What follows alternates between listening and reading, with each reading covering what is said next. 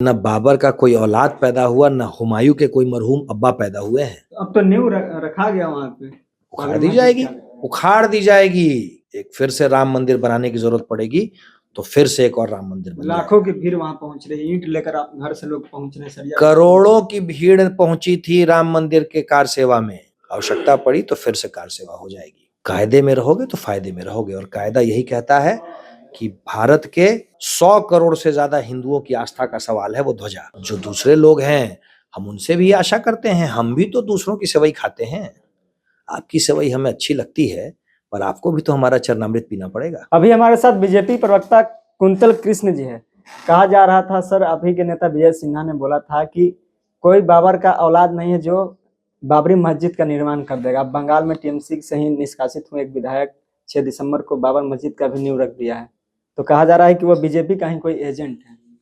ऐसा है ना कि न बाबर का कोई औलाद पैदा हुआ, न हुमायूं के कोई मरहूम अब्बा पैदा हुए हैं जो फिर से इस मुद्दे को जिंदा कर सके। बाबरी मस्जिद की सच्चाई यही है कि वहां राम मंदिर बन चुका है, राम मंदिर की ध्वजा फहरा रही है, और सबके फायदे की बात है कि उस ध्वजा को देख करके नमस्कार करें। कायदे में रहोगे तो फायदे में रहोगे, और कायदा यही कहता है कि भारत के 100 करोड़ से ज्यादा हिंदुओं की आस्था का सवाल है वो ध्वजा। उस ध्वजा को नमस्कार करना सब शुरू कर दे। अब तो नींव रखा गया वहां पे, उखाड़ दी जाएगी, उखाड़ दी जाएगी, उखाड़ दी जाएगी। एक फिर से राम मंदिर बनाने की जरूरत पड़ेगी तो फिर से एक और राम मंदिर बन जाएगा। लाखों की भीड़ वहां पहुंच रही है, ईंट लेकर आप घर से लोग पहुंच रहे हैं। करोड़ों की भीड़ पहुंची थी राम मंदिर के कार सेवा में। आवश्यकता पड़ी तो फिर से कार सेवा हो जाएगी। अच्छा, वो जो विधायक है टीएमसी के, कई बार बीजेपी में भी रह चुके हैं, चुनाव भी लड़ चुके हैं। अब उनको बताया जा रहा है कि वो बीजेपी के ही एजेंट है। हिंदू मुस्लिम का मुद्दा, वहां बंगाल चुनाव होना है तो इसको लेकर बीजेपी करना चाहती है वहां पे। इस देश में बीजेपी से जुड़ा हुआ कोई भी व्यक्ति सिर्फ और सिर्फ जय श्री राम की बात करेगा। भारतीय जनता पार्टी से जुड़ा हुआ कोई भी व्यक्ति के मुंह से जब निकलेगा तो जय श्री राम ही निकलेगा। बीजेपी के वोट करने वाले केवल जय श्री राम के लोग थोड़े हैं, और भी धर्म के लोग हैं। जो दूसरे लोग हैं हम उनसे भी आशा करते हैं, हम भी तो दूसरों की सेवई खाते हैं। आपकी सेवई हमें अच्छी लगती है, पर आपको भी तो हमारा चरणामृत पीना पड़ेगा, तभी सेवई भी अच्छी लगती रहेगी। जो मुस्लिम धर्म के लोग हैं वो थोड़े बोलेंगे जय श्री राम। भाई हम सजदा करते नहीं है, हम आपको आदाब कहते हैं ना, अभी हमें राम राम कहना शुरू कर दें। अगर हम आपको आदाब कहते हैं तो आप भी हमें राम राम कहना शुरू कर दें। यही कायदा है, और मैं बार बार कहता हूं कि कायदे में रहोगे तो फायदे में रहोगे। ममता बनर्जी है, कह रहे थे कि चुनाव से पहले उनके ऊपर आरोप था कि 400 आरएसएस का वहां पे संगठन है, लेकिन अब वहां बंगाल में 12,000 संगठन हो गए आरएसएस के। आरएसएस के विषय में बोलने के लिए पहले इस देश की माटी को समझना पड़ेगा, संघ को समझना पड़ेगा। आरएसएस के विषय में बोलना आसान नहीं होता है।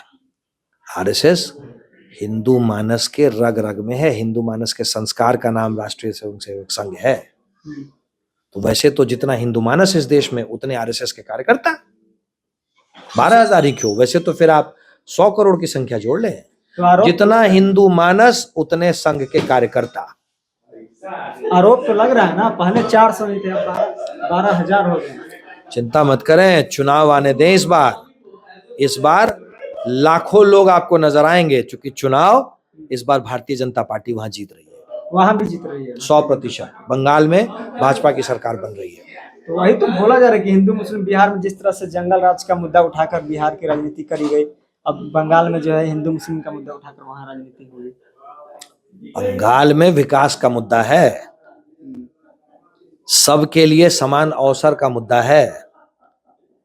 बंगाल में घुसपैठियों का मुद्दा है, और बंगाल में भारतीय जनता पार्टी की जीत का मुद्दा है, और भारतीय जनता पार्टी चुनाव जीतेगी। घुसपैठियों का मुद्दा तो बिहार में भी था सर, SIR से पहले। हम बिहार भी जीते ना, बिहार भी जीते और बंगाल भी जीतेंगे। घुसपैठी तो नहीं है बिहार में। 35 लाख लोग कहाँ गए?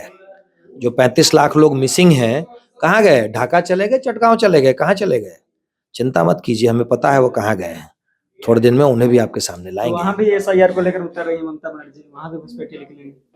बिहार जीते हैं, बंगाल भी जीतेंगे, चिंता मत करें आप। चलिए, बहुत बहुत धन्यवाद। तो हमारे साथ बीजेपी प्रवक्ता कृष्ण कुंतल जी थे, हमने इनसे कई मुद्दों को लेकर जो है बातचीत की। बाकी इस पूरी बातचीत पर आपकी क्या राय है कमेंट कीजिए। देखते रहिए द एक्टिविस्ट। मैं अमन कुमार, बहुत बहुत धन्यवाद।